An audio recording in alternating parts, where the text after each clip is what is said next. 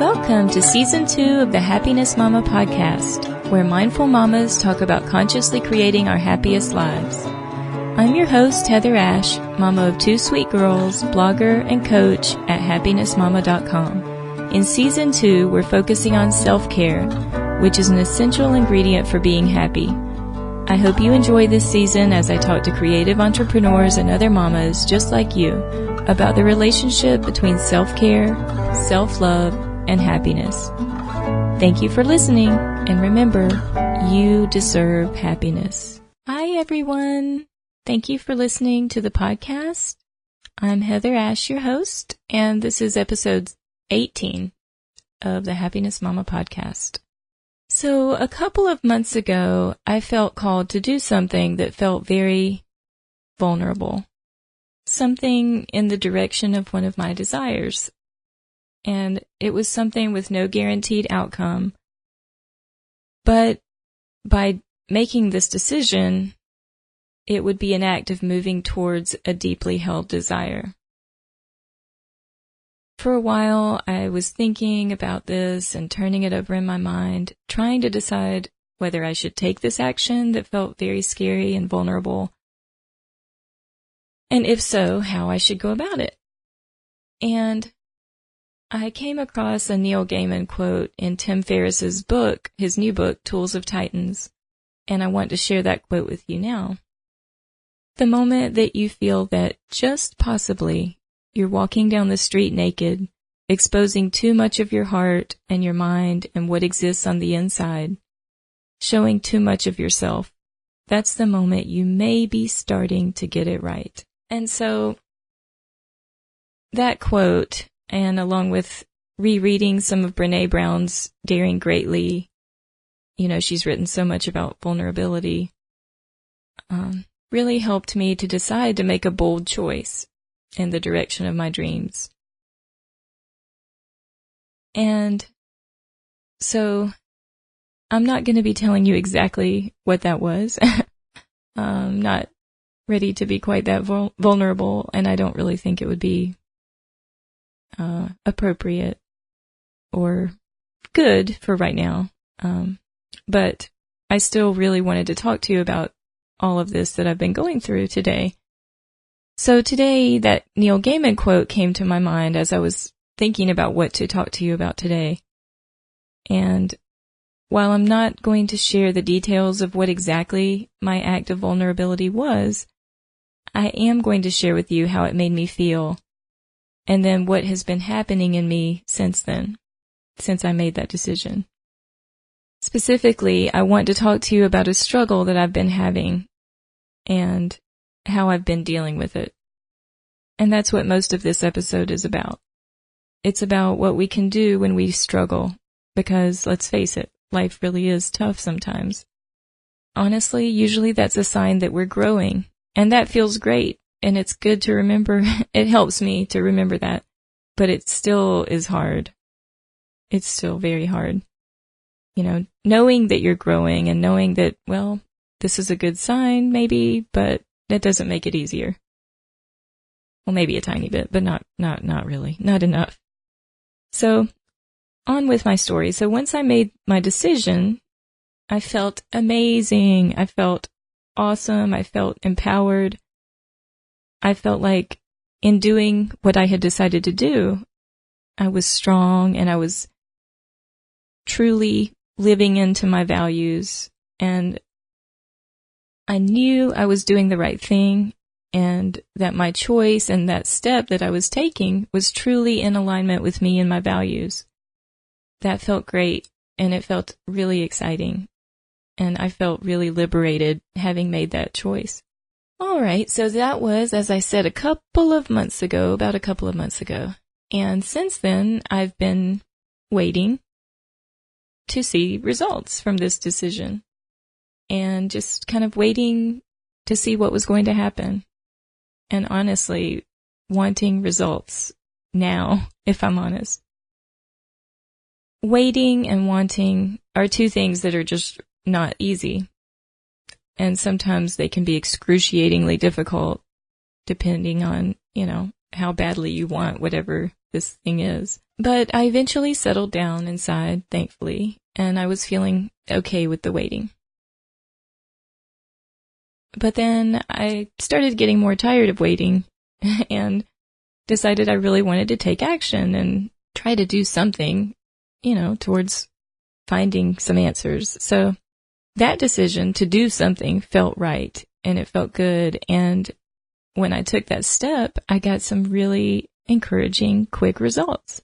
And that felt awesome. Really awesome. I was so happy to feel like, yay, I'm going to get the answers that I seek. I'm going to find out something that I've been wanting to find out.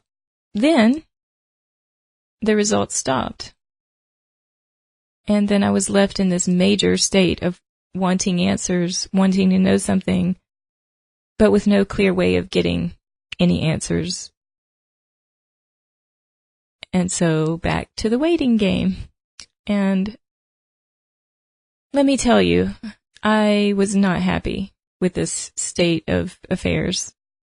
Having my hopes, go up with some quick results and then all of a sudden back to waiting with no way to really control the outcome was very painful. And it really sucked. And so I'll be honest with you. So for about a week, I was dealing with some major inner turmoil. And I know that this turmoil was from me clinging and grasping to something I didn't have, which was knowing and having control. And it was a really, really unpleasant feeling, and it was really, really hard. Over these past few months, I feel like I've been doing a lot of growing, experiencing a whole lot of personal growth. And I know that struggle comes along with growth. Maybe it's a little cliche, but just thinking about the butterfly and how the butterfly really has to work and struggle to, get out of the chrysalis when it's emerging as a butterfly. It's hard. I know that struggle can go along with the territory of growth, but I just felt like this was too much. It was just too much, and I was not happy and really thrashing against the state of affairs, the circumstances, and just feeling like it was all too hard, not okay. I cannot stand this, yet what can I do? Because it was a situation where there was only so much I could really do, and I was not in control. And so then fast forward now, about a week later, I am feeling much better and much more at peace now. And so I decided today that I really wanted to share with you what I did to deal with my own struggle. And I hope that it helps you if you're struggling right now or whenever struggles arise. And these things that I'm going to share with you, they're good things for any time as well. Even when you're not dealing with big struggles, they're good practices to have in your life. And practicing them actually when you're not in the big struggle is a great way to be ready for when big struggles do happen. Okay, so just to clarify quickly what my recent struggle was, I was really hoping and wanting a specific outcome, and also just wanting some answers, wanting relief from not knowing and from not being in control. That is such a common source of frustration, I think, for all of us. And while intellectually we know that letting go and detaching is the answer, that can be a very difficult thing to do at times. And it certainly was for me in this situation. Before I share about the different ways that I handled this, and so that, you can apply these in your life as well, I just want to emphasize, which I'm sure you know, but I am not perfect, and I have not arrived, and I'm just learning and growing, and my hope is that something I share will help you as well. So, one thing I'm often reminded of is Denise Duffield Thomas's quote, "Throw everything at it." And it's good for whatever you might be dealing with, really, in my opinion. And in this struggle of mine, that's what I decided to do. I decided I just had to throw everything at it because I couldn't stand feeling the way I was feeling. So here are about 15 things I did to help myself deal with this internal struggle that I was having. All right, so some of these are part of my normal daily routine anyway, but we can always add more or, remember to make sure that we are doing them if it is already part of your routine. So the first thing was journaling. And I've had a really strong regular practice of journaling for a while now, and I'm so happy about that because it really, really helps me to get clear on what I'm thinking and feeling, and just helps me connect with my true self and have guidance, and it's just a really helpful thing for me. So journaling and writing down my feelings and my thoughts was really, really helpful. And another thing that I do daily is meditate, silent meditation, and it varies. Usually, lately, it's only 5 minutes, which isn't really enough, and I really want to do more. And I have been doing more in the very recent past. And I know that if I can get in some 20-minute sessions, at least, that's even more helpful. It really is more helpful the longer you do it. But I will also say this, just make sure you're doing it, make sure you start by just having a daily practice, whether that's 1 minute, one breath, that's the way we start. So if you haven't started, but you want to, just start small. And even that small bit of focusing on the breath will have great results. And then it can pave the way for letting that grow into something more. The third thing that I threw at it was oracle cards. And this is something that is also really a regular part of my daily routine, morning routine. But I really relied on them even more during this difficult time. The oracle cards I'm using now are actually about 4 sets, 4 different ones. And one of them are Rebecca Cain's, and I cannot think of what the title of them is. Maybe it's just Yoshiro's Journey or Yoshiro's Oracle Cards. I'll definitely put a link to all of these in the show notes. And honestly, I don't need to keep saying that. I will put links to everything in the show notes that I mentioned specifically. And another one is a set that I've been using for a long time, my very first set, Earth Magic, and they are very, very good.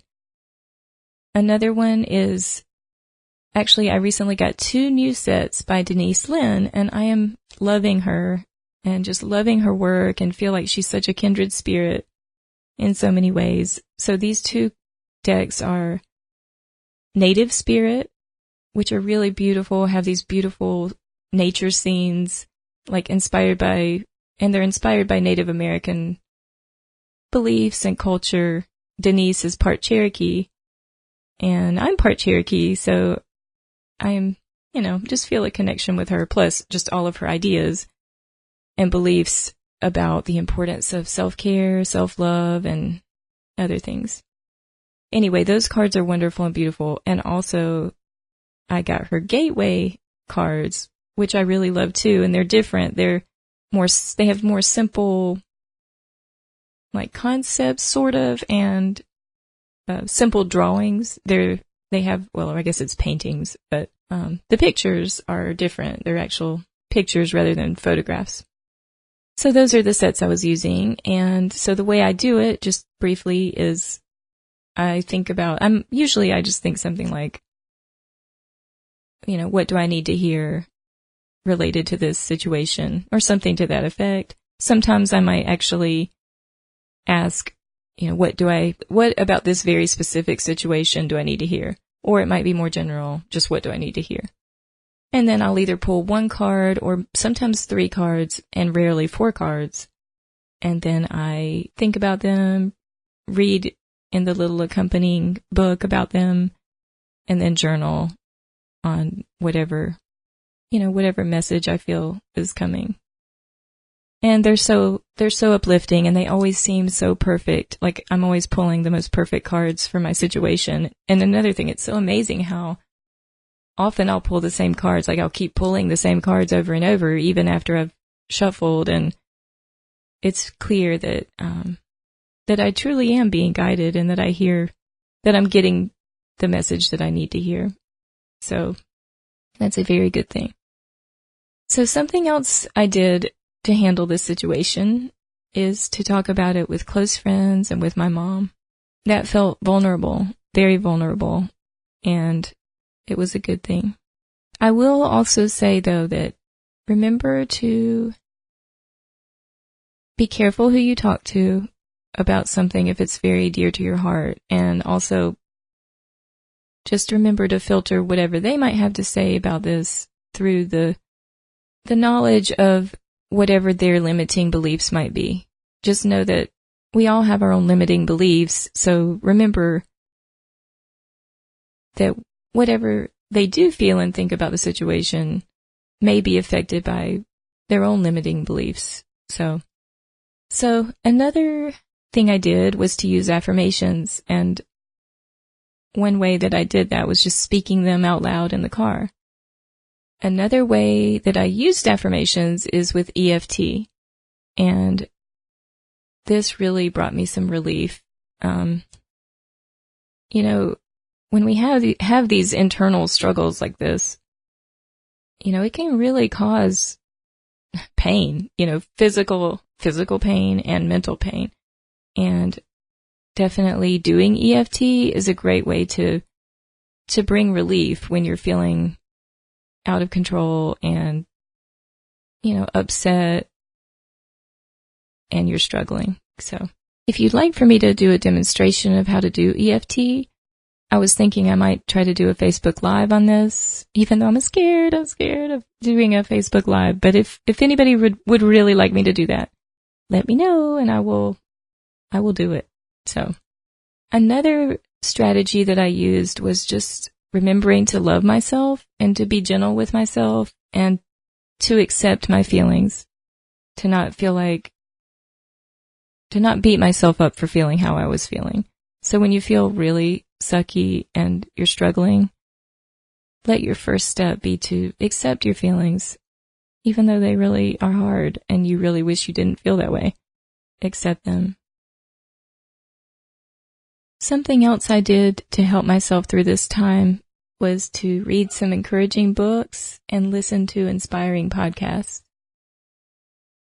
For example, one podcast that I listened to was Tim Ferriss's podcast and the episode with Naval Ravikant, brother of Kamal Ravikant. And so speaking of that, I really enjoyed Naval's episode. I'll put the link in the show notes. It was very, very encouraging. And he talks a lot about being happy and what it takes to really be happy, in his opinion. And just really, really smart guy. So I love that. Very insightful, very encouraging. And inspired by him, I read his brother's book, Kamal Ravikant's book, which is Love Yourself Like Your Life Depended on It, or Love Yourself as If Your Life Depended on It. And very quick read, very good too. Actually, just read that last night, but when I woke up in the middle of the night, finished reading that book, I do highly recommend it.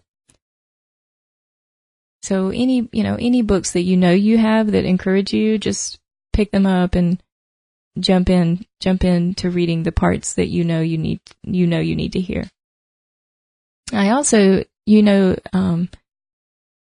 can search by topic or by person in iTunes or in your podcatcher. So I did also search for Denise Linn and listen to some of her podcast episodes that were really related to my struggle, or I felt that they were. And also, so you can always, whatever you're dealing with, you can search by topic, or if you know there's someone you really like to listen to, you can do that. So that's another great way to have some really encouraging words spoken into your life. And something else I did that was powerful and helpful was to practice loving kindness, and in a very specific way. So what I did was, for about a day and a half, every person that I came in contact with, every person I saw, I would send them love, like I was magically or supernaturally beaming love to them. So that was really amazing, and it did help me to feel better. And I highly recommend that you try it. And it was one interesting thing I noticed about it is that it really made me look at everyone's faces. Like, it was like I really looked at people more.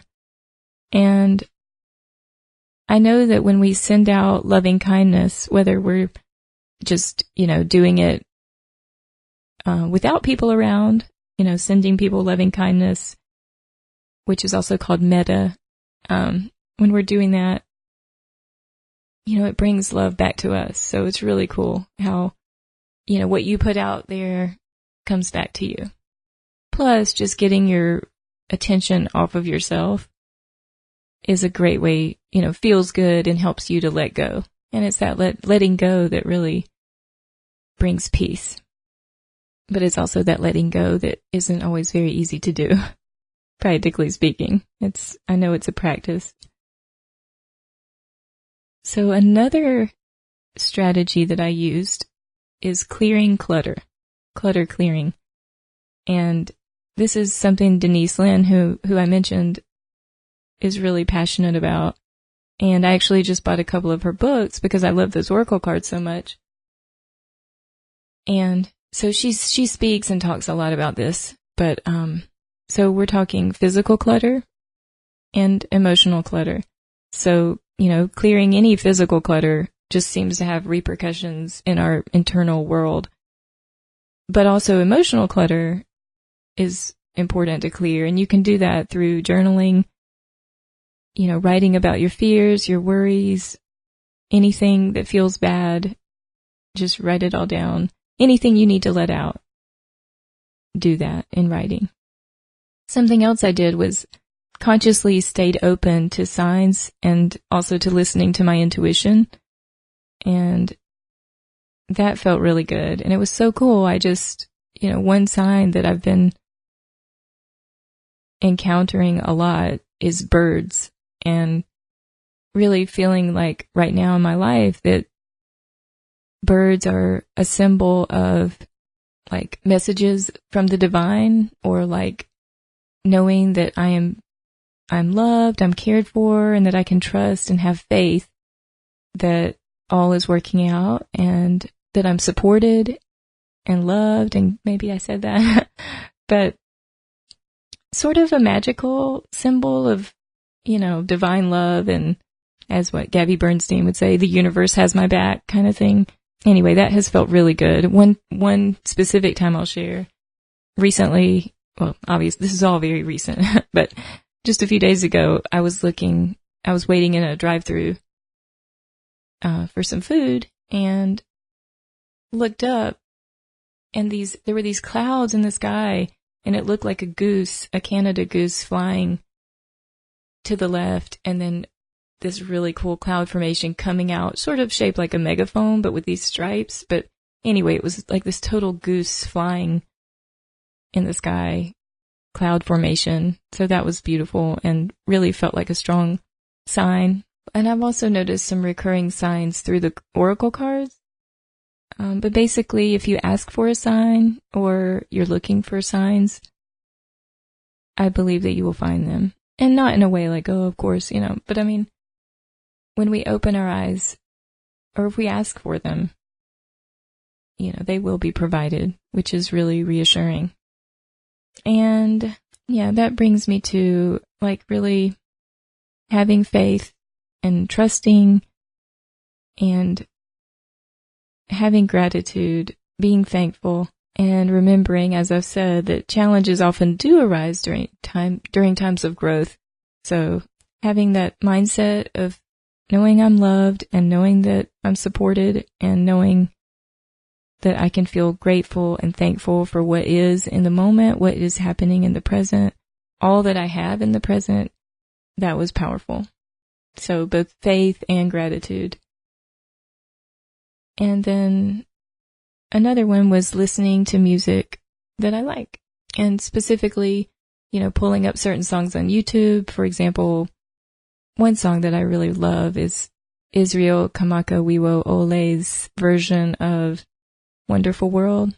Oh, I love that. I love that so much. And the video too, which is a good reminder of how short our lives really are on this earth, and how precious, and how what we do with our lives can make a difference, not only to ourselves and our life, but everyone else's lives as well, or many other people's lives. So I do highly recommend that one. I hope that you found this helpful. All of those things really helped me, and I guess I didn't get around to sharing that just in the past couple of days, I've felt even more of a release around all of this, and just a letting go. And I hope that you found something in here helpful if you're struggling, or if you have fears or doubts, or are in a state of waiting for something that you really want, or in a state of wanting some answers but not getting them in the timeline that you really want them. I know how hard it is, and you will get through this, and you can trust and have faith that your highest good is on its way, and there is truly divine timing that you can trust, and also that there are things you can do to help yourself to let go, to really let go and trust. Yeah, for me, I was just saying that I am feeling so much better, so much more at peace, and more. I noticed in my body that whenever I feel that way, I feel like there's spaciousness inside, that there's, like this blessed openness and space and, I don't know, expansiveness inside. And whenever I'm clinging and grasping and thrashing against what I don't want, what I wish wasn't so, or what, or what I want to know or something, that just feels very tight and like pressure. And it might feel different for you, but that's another thing. I do encourage you to feel into your body. And actually, real quick, one other thing that I forgot that I did. There's this practice called Tonglen, and the way I was reading about doing it was breathe in, you breathe in whatever the bad thing is that you are wanting to release, like bad feelings or your struggle or whatever. And then as you breathe out the relief or the release or the solution or whatever for that.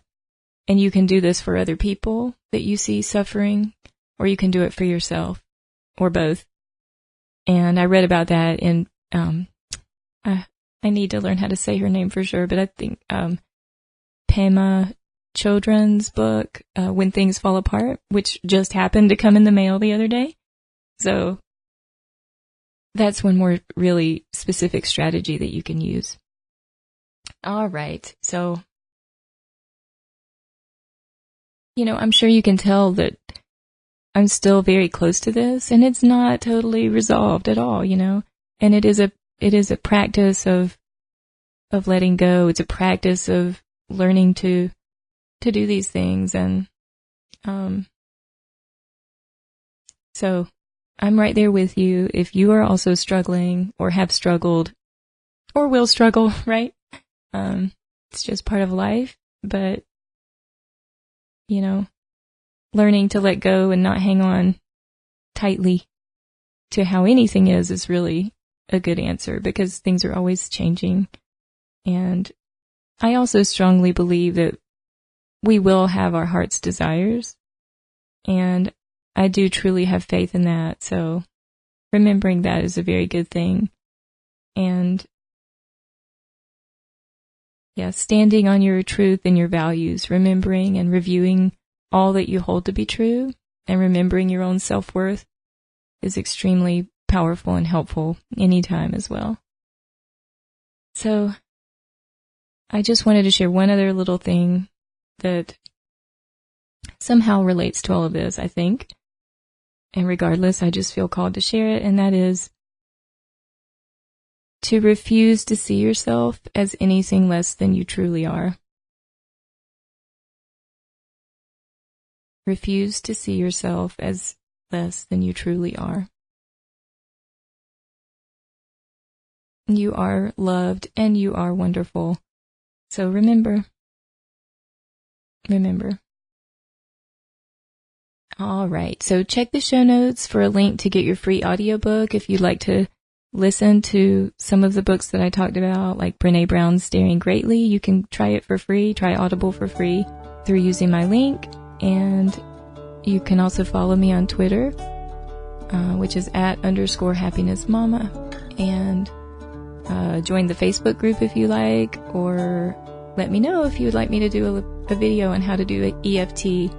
It's simple, and it just really works and makes you feel good. So thank you so much for listening to this podcast. I really appreciate you, and I hope you're on the mailing list so that you can be notified when new episodes come out. And so just visit happinessmama.com. All right. You can also get the free self-care workbook there too. Having those self-care habits in practice just makes everything a lot easier when things do get really rough. And so remember, you do deserve happiness.